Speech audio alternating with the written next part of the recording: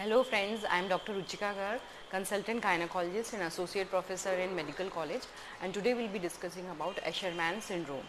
Sometimes it happens that you have undergone DNC, dilatation and curettage, and after that you are not having your menses for 3 months or 6 months. That you give the typical history that I had undergone a DNC a few months back, and since then I have not attained my menses, so I have been amenorrheic since then.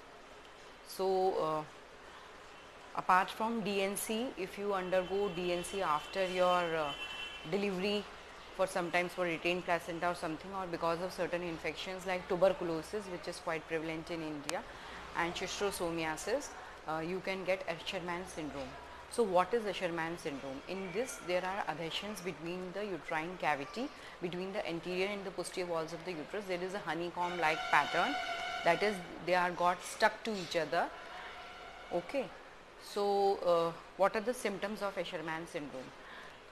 First thing is amenorrhea. You will not have your menses, or you have your scanty menses, or sometimes it may happen that during your date you may have only dysmenorrhea, that is pain in mens, but you don't have any vaginal bleeding. This is because the menstruation is about to occur, but because of those adhesions and honeycomb pattern, they have got, the walls have got stuck together, so blood is not able to come out. Other symptom is infertility or the inability to conceive. About 5 to 25% of women who are trying to conceive, and when we undergo their evaluation, they might be having Asherman syndrome. Other thing is you might have recurrent abortions. If you conceive, you are going to have miscarriages. These are the symptoms. Now this thing is how to diagnose Asherman syndrome. HSG, hysterosalpingography, you can diagnose, or by saline infusion sonography, and the gold standard for diagnosis is hysteroscopy, in which you introduce a telescope into your cervix through the vagina, and you can directly see through a TV monitor, and that is the gold standard, because in hysteroscopy, in the same setting, we can see and we can treat the Asherman syndrome. So now coming to the treatment, the gold standard treatment is hysteroscopic adhesiolysis. Under hysteroscopic vision, we can remove the this thing, our adhesions.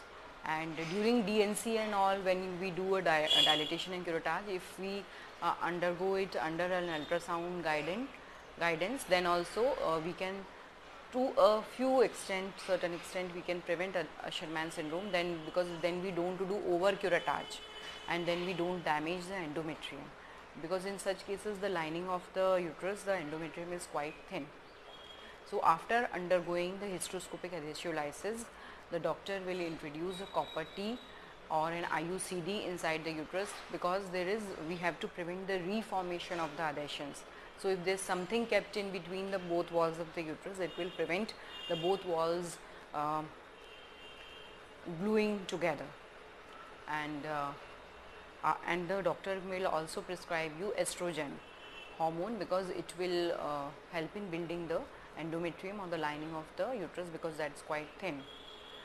And sometimes if you for a retained placenta or a retained placental tissue or bits of membrane, also after a normal vaginal delivery, if we undergo DNC or dilatation or curettage, then there are also chances of Asherman syndrome, because this is quite a 2 to 4 weeks after a normal vaginal delivery.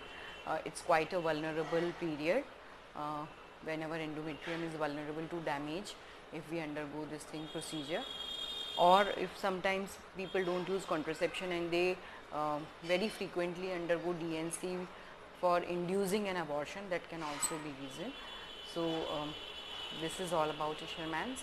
So if you like this video, please share it with your friends and subscribe to this channel for all such authentic information, and your comments are welcome. You can ask them, and please put a like and share it with your friends.